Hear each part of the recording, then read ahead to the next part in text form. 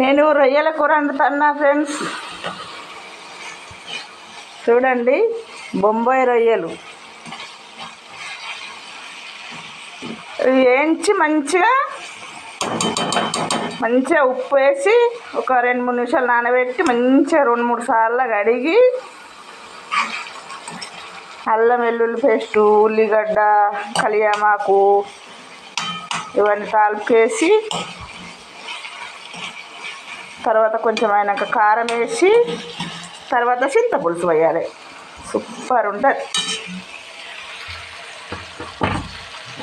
బొంబాయి రొయ్యలు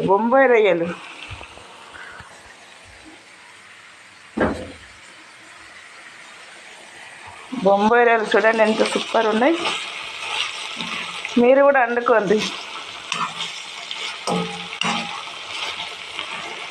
ఇంకా చేపలు